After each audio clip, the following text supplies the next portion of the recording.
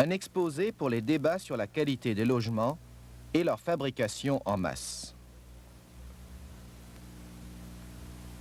Nos problèmes concernant les nouvelles zones d'habitation, les études et les efforts en cours pour trouver de meilleures solutions.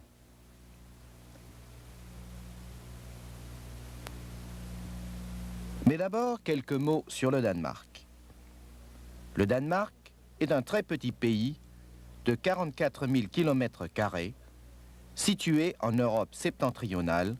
Il a 5 millions d'habitants. C'est une monarchie constitutionnelle. Sur le trône, il y a une reine. Le pays est gouverné par un parlement constitué à la suite d'élections démocratiques. Au Danemark, tous peuvent manger à leur faim. Certains mangent même davantage.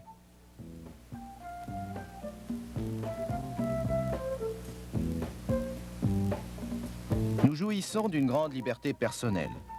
Nous pouvons disposer à notre guise, mais en général, nous nous conduisons convenablement.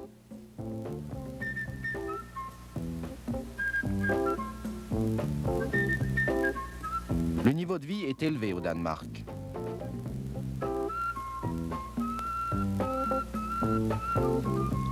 Le niveau de vie repose sur une agriculture à haut rendement.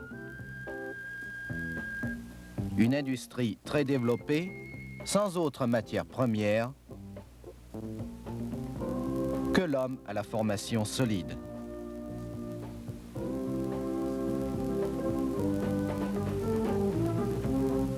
Nous avons les difficultés habituelles de la société prospère,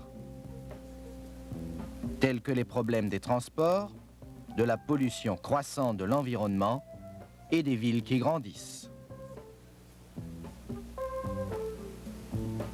Le niveau de logement aussi est élevé.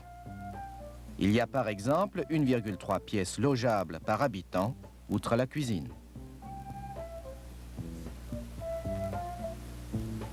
Beaucoup habitent des logements loués à des associations sans but lucratif.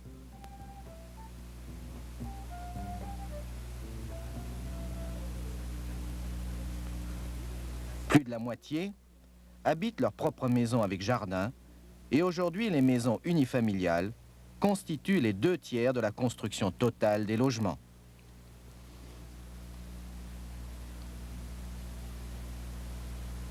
Après la Seconde Guerre mondiale, le Danemark a connu la pénurie de logements. Des subventions ont été accordées pour encourager la construction et le développement de la construction industrialisée a commencé.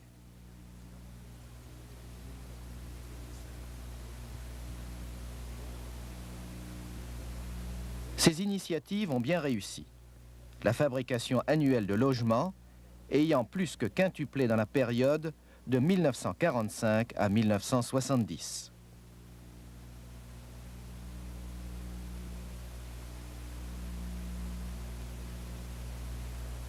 Mais aujourd'hui, nous avons à la fois des logements vides dans les immeubles neufs et des gens à la recherche d'un logement au prix qu'ils sont à même de payer.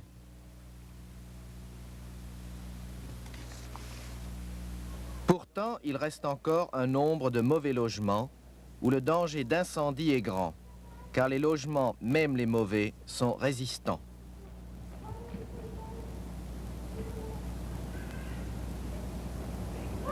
Pour parer au délabrement de la masse de logements existants, il faut une politique efficace assurant l'entretien et la rénovation des logements.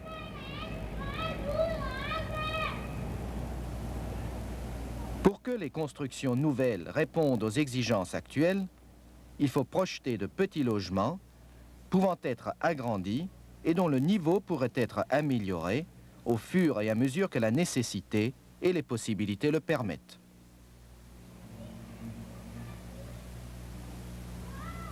Il est difficile de construire de façon nouvelle et en grandes unités et d'apprécier toutes les conséquences.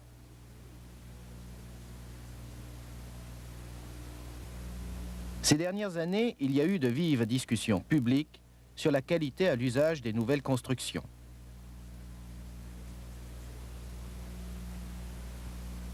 Les discussions portaient surtout sur les gratte-ciel. Convenait-il aux familles avec des enfants Également sur le milieu social, la communauté entre les habitants et les contacts.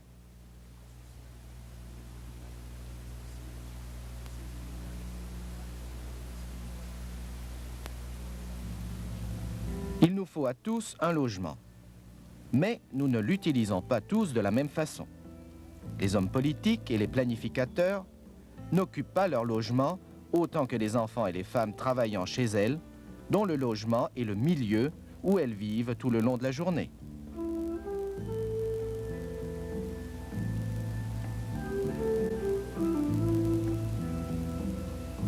Les vieux et les handicapés sont souvent obligés de passer la plupart du temps à la maison et par conséquent, ils dépendent entièrement des possibilités qui s'y trouvent.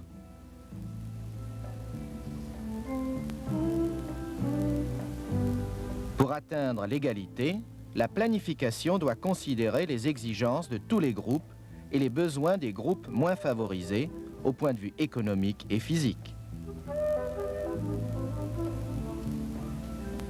Les habitants doivent participer à la projection des logements à construire. Il s'agit de leur demeure à eux, pas de celle des planificateurs. L'homme est un être social qui a besoin de contact avec d'autres, de parler, de faire quelque chose avec d'autres, de donner de l'affection et de faire l'objet d'affection.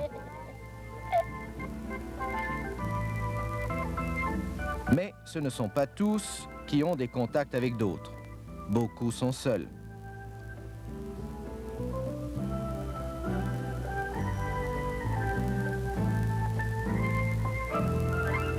C'est pourtant les familles qui nous intéressent le plus, même si elles sont quelquefois petites. Beaucoup de gens sont divorcés ou bien vivent seuls avec ou sans enfants.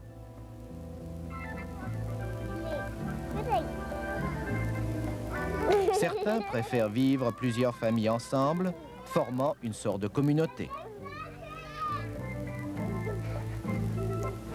C'est peut-être une solution des problèmes de contact d'une petite famille, car tous les âges auraient ainsi avec qui discuter et avec qui s'adonner à des activités.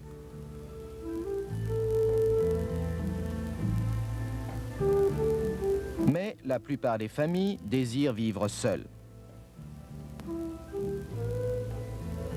C'est pourquoi beaucoup ont besoin de facilités collectives permettant aux habitants de résoudre les problèmes pratiques communs et de participer aux activités communes.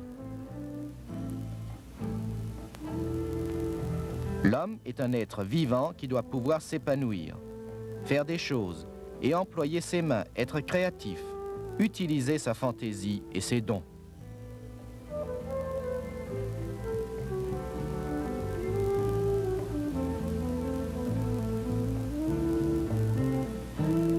Mais bien souvent, notre environnement est uniforme et de plus en plus stérile.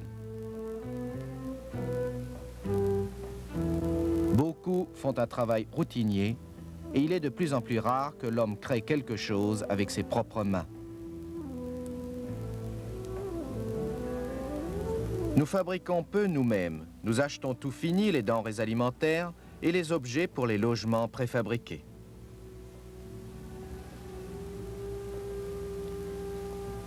Nous avons des agglomérations grandes comme des villes, mais ce ne sont pas des villes que nous avons construites.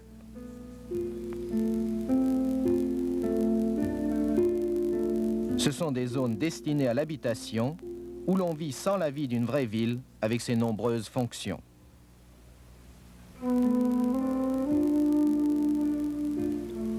Le milieu physique de ces agglomérations est marqué par les grandes maisons, répétition des mêmes maisons, des mêmes matériaux, des mêmes formes.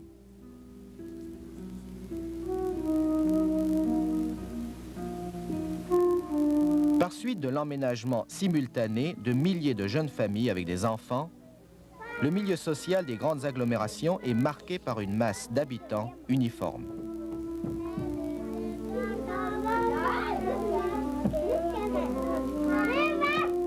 Dans les grandes agglomérations, l'être humain devient facilement un parmi tous ses habitants en même temps que le système administratif devient grand, difficile à comprendre et à influencer.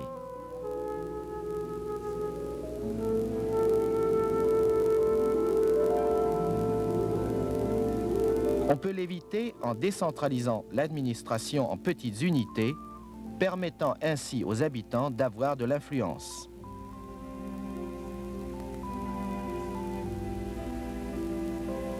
De cette façon, la communauté de logement, berceau de la démocratie, peut être développée et raffermie.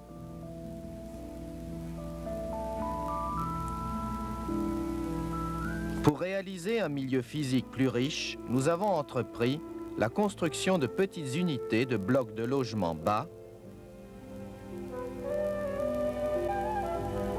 d'utiliser plus de couleurs, de matériaux et de formes, aussi dans la construction industrialisée.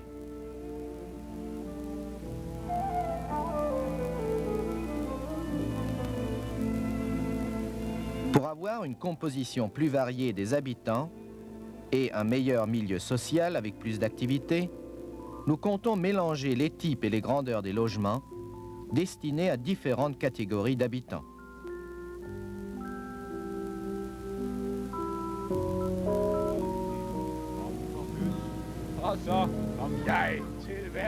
Créer de la vie, des activités, amener plus de personnes en faisant alterner les logements avec des institutions et des lieux de travail, faire du milieu habité un milieu vivant.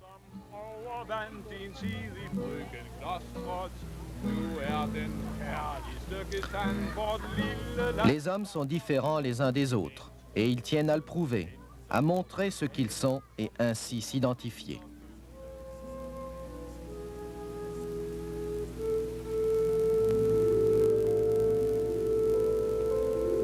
Mais la majorité des logements sont construits de sorte à ne pas pouvoir être modifiés par leurs habitants et ils sont entretenus par des préposés.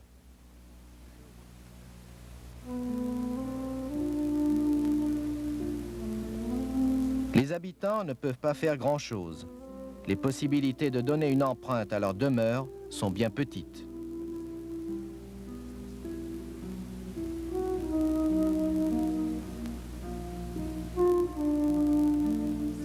Mais beaucoup désirent pouvoir modifier leur demeure et la former selon leurs besoins, l'entretenir et s'en occuper.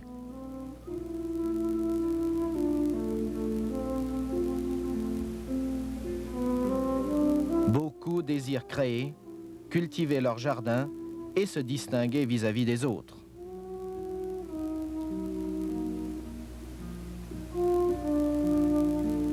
La maison unifamiliale répond aux besoins de beaucoup en leur offrant entre autres un jardin et en leur permettant d'être actifs et de donner du caractère à leur demeure. Pour d'autres, la faible densité d'habitants des maisons unifamiliales éparses peut entraîner un sentiment de solitude. Le vaste emplacement signifie que tout est souvent loin et que ni le terrain ni le voisinage ne permettent des activités communes.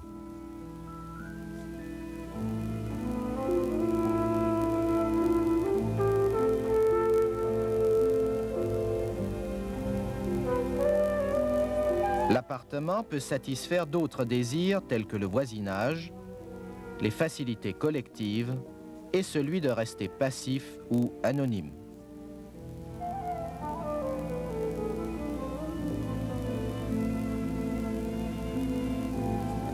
Actuellement, nous perfectionnons la troisième forme traditionnelle d'habitation, l'habitation basse et serrée.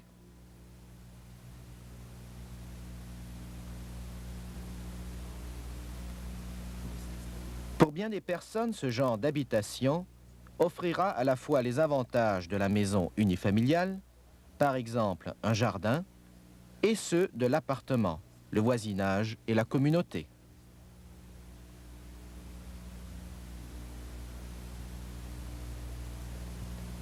En outre, l'habitation basse et serrée peut être construite de façon rationnelle grâce aux méthodes industrialisées tout en occupant un assez petit emplacement. Les habitants auront d'excellentes possibilités d'épanouissement, seuls ou en commun, ainsi que des facilités collectives.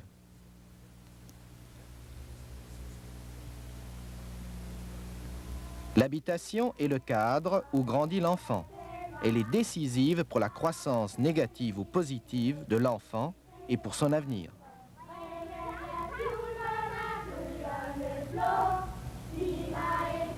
Mais bien des agglomérations sont marquées par les nombreuses voitures qui prennent la place.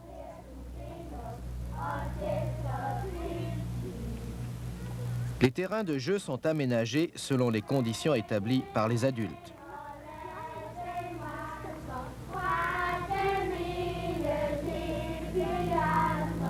Le manque de vie et d'activité des zones d'habitation, ainsi que la composition peu variée d'habitants, donne aux enfants une image rétrécie de la réalité.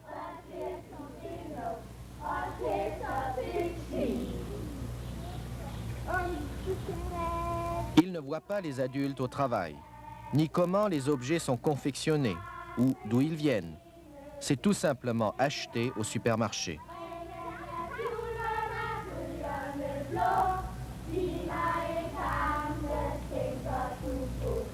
Les enfants doivent pouvoir faire leurs expériences, avoir des contacts avec des personnes de toutes sortes, comprendre la réalité dans laquelle ils doivent vivre, être en rapport avec la nature, les animaux, l'eau et le feu pour apprendre et connaître.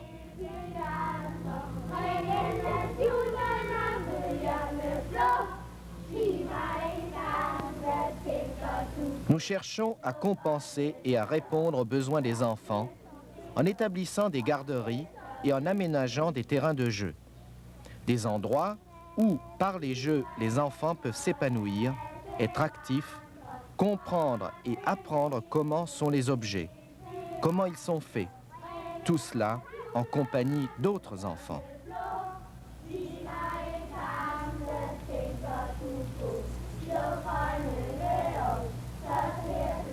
Le concours de tous les habitants résulte en un milieu où il fait bon vivre.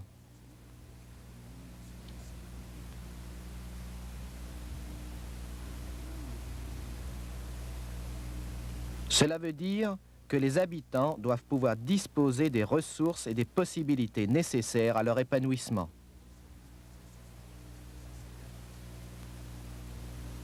Le milieu physique doit être bien conçu et permettre l'épanouissement de tous.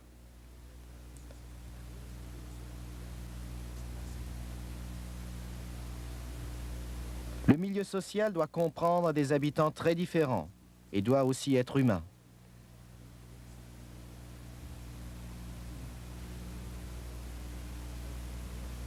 Les conditions d'organisation doivent permettre aux habitants d'avoir droit à la codisposition et encourager le développement de la démocratisation du lieu.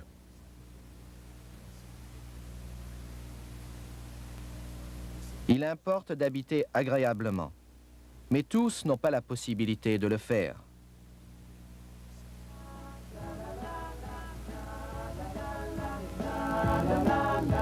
Habiter agréablement est un droit humain, un but et un moyen visant à avoir un monde meilleur.